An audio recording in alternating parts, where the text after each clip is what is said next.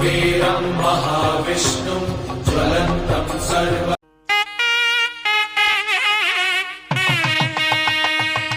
யாமறிந்த குடும்ப நண்பர்கள் அனைவருக்கும் வணக்கம். ஓம் வஜ்ரனகாய வித்மகே தீஸ்வராய தீமஹி தன்னோ நரசிம்ம பிரசோதயாத்.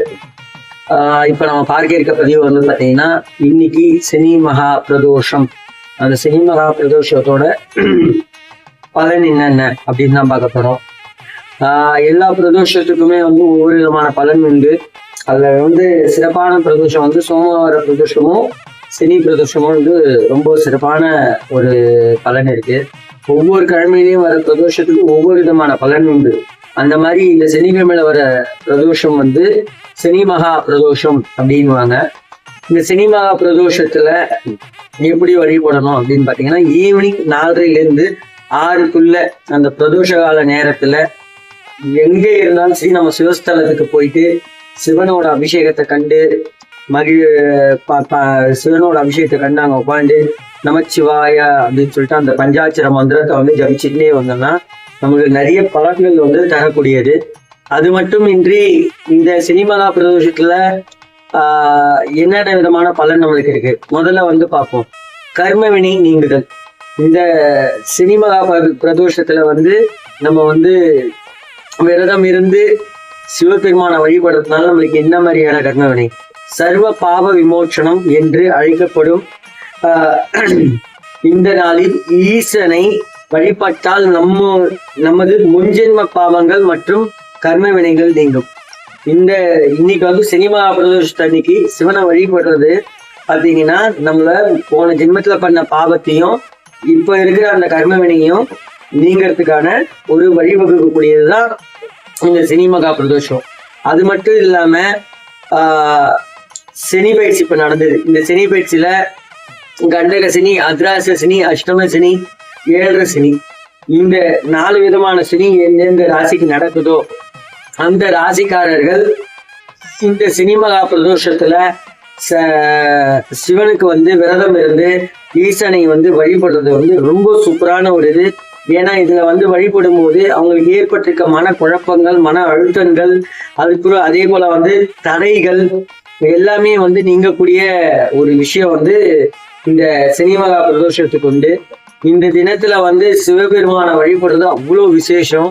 இந்த சினிமகா பிரதோஷத்துல இன்னைக்கு நீங்க வழிபடுறதுனால நம்மளுக்கு ஏற்பட்டிருக்க தடை, அதே போல வந்து மனக்குழப்பம், மன அழுத்தம் எல்லாமே நீங்கி இதுக்கப்புறம் நம்மளுக்கு எல்லாமே பிளஸ்ஸா இருக்கக்கூடிய ஒரு பிரதோஷம் வந்து சினிமகா பிரதோஷம். திரும்பியும் சொல்றேன், 7 சனி, கண்டக சனி, அர்த்தாஷ்ட சனி, அஷ்டம சனி. ஸோ இந்த சனி இருக்கிற இந்த சனி பயிற்சியில இந்த இதுல இருக்கிற சனீஸ்வரன் இந்த இதுல பயிற்சியில இருக்கிற இந்த 4 இது ராசிக்காரர்களும் 7 சனி இருக்கிற ராசிகளாக கும்பம், மீனம், தனு, சிம்மம், இந்த மாதிரி 4 ராசிக்காரர்களும் இந்த சினிமகா பிரதோஷத்துல விரதம் இருந்து சிவபெருமான வழிபட்டா அவங்களுக்கு அவ்வளோ பிளஸ். அது மட்டும் இல்லாம இந்த சினிமகா சிவனை வழிபடுறதுனால நம்மளுக்கு அடுத்து என்ன கிடைக்குது அப்படின்னு பாத்தீங்கன்னா, ஆயுள் பலம், ஆரோக்கியம், நீண்ட ஆயுள் பலமும் ஆரோக்கியமும் தரக்கூடிய ஒரு பிரதோஷம் வந்து இந்த சினிமகா பிரதோஷம்.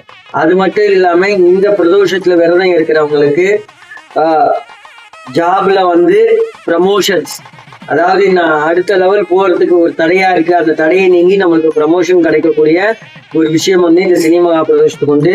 அது மட்டும் இன்றி பிறந்த கணவன் மனைவி செய்யறதுக்கான ஒரு வாய்ப்பு இருக்கு. பொருளாதாரத்துல மேம்படுறதுக்கான ஒரு வாய்ப்பு இருக்கு. வியாபாரம் அபிவிருத்தி, வியாபாரம் அடுத்த நிலைக்கு போறதுக்கான ஒரு வாய்ப்பு இருக்கு. வியாபாரம் வந்து வளர்ச்சி ஆகிறதுக்கான ஒரு வாய்ப்பு இருக்கு. ஸோ இதை வந்து இந்த சினிமகா பிரதோஷம் வந்து விரதம் இருந்து வழிபடும் போது இத்தனை விஷயங்கள் கைகூடி வரும். அது மட்டும் இல்லாமல் செல்வம் செழிப்போடு நம்ம வாழக்கூடிய ஒரு வாய்ப்பு கிடைக்கும். அதே போல வந்து இந்த சினிமகா பிரதோஷத்துல வழிபடும் போது விரதம் வந்து வழிபடும் போது 4:30 to 6 மணிக்குள்ள நம்ம அந்த சிவஸ்தலத்துக்கு போயிட்டு சிவனை வழிபடுறதுனால திருமண தடை, அதாவது திருமணத்துக்காக அந்த டைம்ல வந்து பிரார்த்தனை பண்ணா கண்டிப்பா திருமண தடை நீங்கும். புத்திர பாக்கியம் வேண்டும் என்பவர்கள் இந்த நேரத்துல வந்து சிவபெருமானை நோக்கி வழிபட்டால் கண்டிப்பாக புத்திர பாக்கியம் வந்து அவங்களுக்கு கண்டிப்பா கிடைக்கும். நான் பல வருஷமா ட்ரை பண்றேன், எனக்கு குழந்தை வந்து அமையல, கல்யாணம் கைகூடி வரலன்றவங்க இந்த சினிமகா பிரதோஷத்தை ஒரு இதுவா பயன்படுத்திக்கிட்டு விரதம் இருந்து சிவபெருமானை வழிபட்டு கொண்டு வருவது மிகவும் விசேஷம். கண்டிப்பாக இது வந்து அவங்களுக்கு மிகவும் பெரிதாக உதவும். அதே போல வந்து வழிபாட்டு முறையில நம்ம முன்னாடியே சொன்ன மாதிரி அந்த 4 to 6 மணிக்குள்ள சிவஸ்தலத்துல நீங்க கண்டிப்பா இருக்கணும். அதே போல இந்த சினிமா பிரதேசத்துல நந்தி பகவானுக்கு அருகம்புல்லால் மாலை சாற்ற வேண்டும். அருகம்புல் அந்த தோரணம் மாதிரி சொன்னீங்கன்னா கட்டி கொடுப்பாங்க. அது மாலையா வாங்கி நந்தி பகவானுக்கு நீங்க மாலையா சாத்தணும். அதே போல நந்தி பகவானின் அந்த 2 கொம்பு இருக்கு பாத்தீங்களா, அந்த 2 கொம்புக்கு நடுவுல நீங்க வந்து சிவனை வந்து பாக்குறது அவ்வளோ விசேஷம்.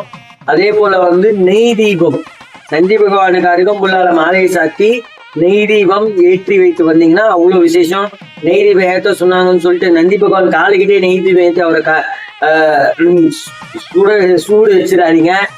அது அடுக்குன்னு அந்த கோவில்ல அங்கங்க ஒரு ஸ்டாண்ட் இருக்கும். அந்த ஸ்டாண்டில் வச்சே நெய் தீபம் ஏற்றிங்கனாலே நந்தி பகவானத்துலயும் கண்டிப்பா நீங்க அவருக்கு தான் ஏற்றிருக்கீங்கன்னு. அதனால வந்து ஏத்துறது, கொண்டு போயிட்டு சுவாமி கிட்ட இப்படி காட்டுறது அதெல்லாம் வேண்டாம். அந்த கடவுளுக்கு தெரியும், அவனர்களாலே அவன் தாழ் வணங்கின்றது. நீங்க அந்த கோயிலுக்கு வரதுக்கு காரணமே அந்த கடவுள் தான். அதனால அந்த கடவுளுக்கு கண்டிப்பா தெரியும், நீங்க போய் இப்படி ஆர்த்தி காட்டணுன்ற அவசியம் கிடையாது. அங்கங்க வந்து அவங்கவுங்க கோயில ஸ்டாண்ட் வச்சிருப்பாங்க. அந்த ஸ்டாண்ட்ல விளக்கு ஏத்துனீங்கனாலே போதும். நெய் தீபம் கம்பல்சரி ஏத்தணும் 1. 2வது கோயில வந்து இந்த டைம்ல வந்து சொல்லிடுறேன், கோயில சுத்தமா வச்சிருக்கிறதுல நம்மளுக்கும் வந்து பெரும் பங்கு இருக்கு. அதனால வந்து கோயில சுத்தமா வச்சுக்க என்னென்ன செய்யணுமோ அதை செய்யுங்க.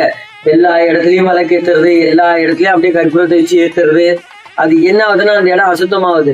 அவ்வளவு தூரம் நீங்க போயிட்டு விரதம் இருந்து வழிபட்டு அங்கங்க நீங்க இந்த மாதிரி பண்றதுனால ஒரு பலனும் கிடையாது. அந்த கோவில நம்ம அசுத்தமா வைக்க ஒரு பலனும் கிடையாது. நீங்க அங்க கற்பூரம் ஏற்றினாதான் அந்த கடவுளுக்கு தெரிய போதா? அப்படி கிடையாது. அதுக்குன்னு ஒரு இடம் இருக்கு, அந்த இடத்துல ஏறினீங்கனாலே போறோம். கண்டிப்பா அந்த கடவுளுக்கு தெரியும். அந்த கடவுள் நினைக்காம நீங்க வந்து அந்த கோயிலுள்ள போக முடியாது. முதல்ல அதை புரிஞ்சுக்கோங்க. அது மட்டுமின்றி இந்த சினிமா பிரதோஷத்துல சனீஸ்வர பகவானுக்கு, சிவனை வழிபட்ட பின்னே சனீஸ்வர பகவானுக்கு நல்லெண்ணெயால் தீபம் ஏற்றினால் மிகவும் விசேஷம்.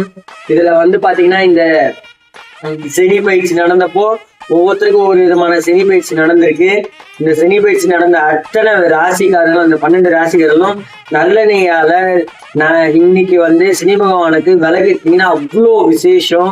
நம்மளுக்கு ஏற்பட்டிருக்க தடையிலேருந்து எல்லா விஷயம் நீங்கி நம்ம வாழ்க்கையில வந்து சுபிக்ஷமும் செல்வமும் கூடிய வரும். இதுக்கப்புறம் நம்ம வாழ்க்கையில அடுத்த நிலை போறதுக்கான மிகப்பெரிய வாய்ப்பு வந்து கண்டிப்பா கிடைக்கும். நம்பிக்கையுடன் செய்து கொண்டு வாருங்கள், நல்லதே நடக்கும். நன்றி, வணக்கம். மற்றும் ஒரு நற்பதிவில் சந்திப்போம்.